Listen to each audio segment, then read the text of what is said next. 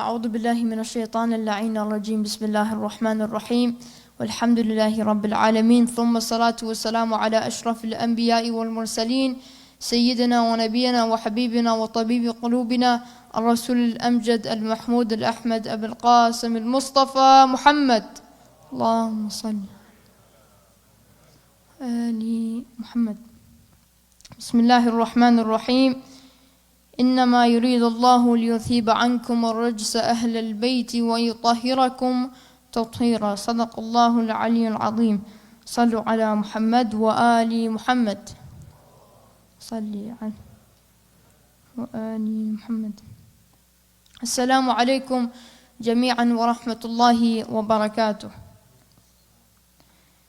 Brothers and sisters, as we know right now in these days, we are commemorating the wafat of Abu Talib alayhi salam. And as we all know and we have heard, Abu Talib alayhi salam, he raised Rasulullah sallallahu alayhi wa alihi wasallam. He protected him. He even took him on his business trips. Even we find that Abu Talib alayhi salam, in many moments and situations and events, he gave more care for Rasulullah sallallahu alayhi wa alihi than his own sons. However, we find that the faith of Abu Talib alayhi salam has become a sectarian issue. Why? Because the followers of Ahlul Bayt, we believe that he was a mu'min, he was a believer. Not only was he a believer, but we also have a hadith that says he was a prophet. Not, he didn't have a public message, but he was like a local prophet. But also some ulama, they say, well, he was a wasi, like a successor to a previous prophet. But at least he was in the rank of prophethood. However, we find many schools of thoughts, they condemn Abu Talib of going to hell. They condemn him. Why? And inshallah we will discuss it. So brothers and sisters, we have to do justice to the faith and the personality of Abu Talib alayhi salam. Sallu ala Muhammad wa ali Muhammad. This is very important because often we hear the other schools of thoughts. They're saying, you Shia, you guys are condemning companions, you're slandering them, and you are saying that, some of them did this and this, and they are to be respected. This is what they tell us. Well, something I would reply back, I would say you are the first to condemn companions. Why? Because this is the single most important companion of Rasulullah sallallahu alayhi wa sallam in Mecca. He was the first one to support him. He was the first supporter of Rasulullah sallallahu alayhi wa alayhi. And you guys are condemning him. You're saying, well, he went to hell and fabricated so many ahadith. And then when you talk about the other companions, they say, they let it off. They don't trust you. They don't make it valid when you talk about the other ones. And they don't take it. However, when it comes to Abu Talib, they slander him, they attack him, and they accuse him of going to hell, that he is burning in hell every day. Brothers and sisters, this is a very big issue that we need to discuss. That, in fact, many of us Shia, we know who Amir al-Mu'mineen is. We know who he is. But do we know who both Abu Talib, he raised Amir al-Mu'mineen and Rasulullah sallallahu alayhi wa alayhi. Many of us, we don't know that. We don't know of his qualities, his morals, and his importance. So like I said previously, we need to do justice to the faith and the personality of Abu Talib alayhi salam. Sallu ala Muhammad wa ali Muhammad. First of all, brothers and sisters, one very important point that will set our ground for this discussion is that, in fact, we have some hadiths that are authentic that say that when Imam Ali alayhi salam, Lady Khadija and Rasulullah sallallahu alayhi wa alihi wasallam, they were praying in Masjid al-Haram, what does Abu Talib do? he commands his other son, Ja'far. He tells his son Ja'far, Sil janaha ibn ammik. Go join your brother in the salat. In fact, this was the first salat among the three people. Imam Ali, Lady Khadija, and Rasulullah sallallahu alayhi wa sallam. So my question is, you as a father, if you do not believe in the message of Rasulullah sallallahu alayhi wa sallam, why would you send your other son, Ja'far, to join them? Now already Imam Ali, he was a believer from day one. He didn't get permission from his father. But Ja'far, Abu Talib commands him to go and join them and to support Rasulullah sallallahu alayhi wa alihi wasallam. So indeed, Abu Talib, he was a believer in Allah subhanahu wa ta'ala. Sallu ala Muhammad wa ali Muhammad.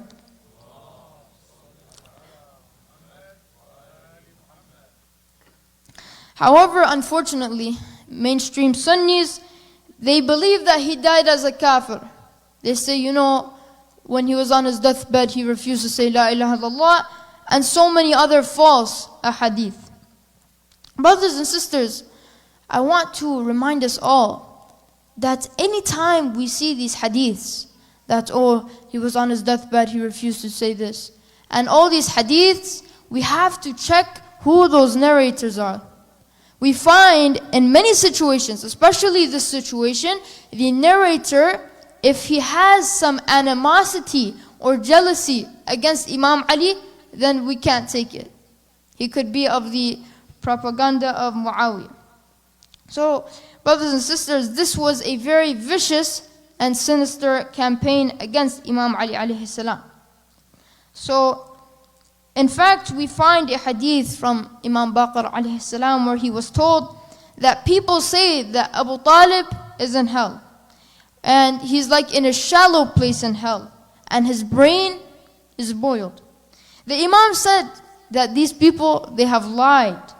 That if the iman of Abu Talib is on one side and the iman of everyone else was on the other, he says that the iman of Abu Talib was in fact greater and better. Sallu ala Muhammad wa ali Muhammad.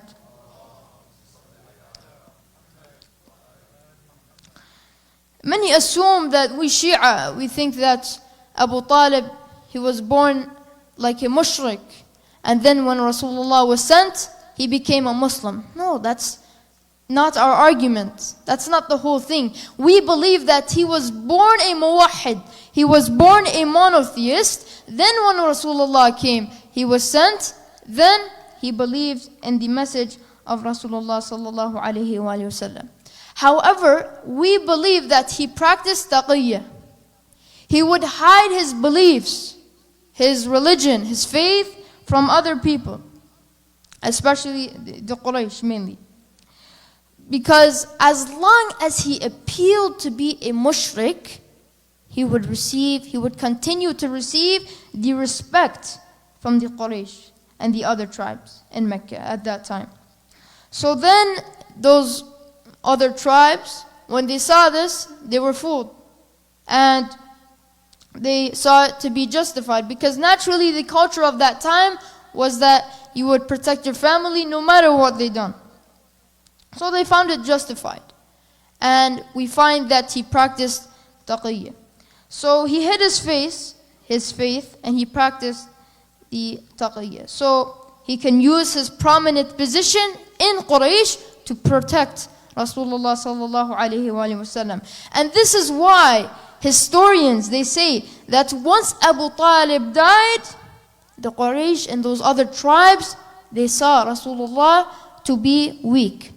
In fact, Imam Ja'far al-Sadiq says that on that night, the wafat of Abu Talib, Angel Jibreel comes to Rasulullah and tells him that he has to leave Mecca. He's commanding him to leave Mecca. Why? It's because he had no more supporters. Khadija is dead. And Abu Talib also dies. Right? So he has to leave because he has no more supporters. From here, before I end, we have another hadith from Imam Ja'far al-Sadiq that Imam Ali alayhi salam was once told by a man who was under the product. He was a product of the propaganda of Muawiyah. He told Imam Ali that you have such a great status, you're Amir al-Mu'mineen, the commander of the faithful, and your father is in hell because he was a product of the propaganda of Muawiyah and the Umayyads. So this is what they would say, and they would brainwash people with. And Imam Ali, he told him, be quiet. He said, by Allah, if my father intercedes upon every sinner, Allah Azza wa Jal would accept. Upon every sinner. And he's saying Allah subhanahu wa ta'ala would accept. Subhanallah. And my father is in hell, and I am qasimul jannati wal nar. And that the nur of my father will overshadow everyone's nur except for the Ahlul Bayt and the Ma'sumin. This is how Imam Ali alayhi salam defends his father. So Abu Talib, according to some of these proofs that I mentioned, all of them, and the rest that we'll find out there, I encourage everyone to please go. And we need to not only study like Amir al-Mu'mineen, for example, but we have to see, for example, who raised him, who helped him, and who raised him.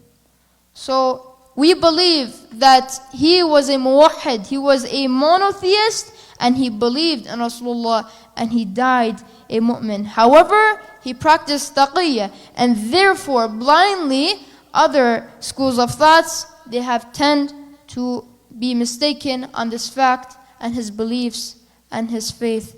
Bismillahir Rahmanir Rahim. Ya ayyatuhan nafsul mutmainnah irji'i ila rabbiki radiyatan maradiyah fadkhuli fi ibadi wadkhuli jannati. Sadaqallahu al-aliyyul azim. Sallu ala Muhammad wa ali Muhammad.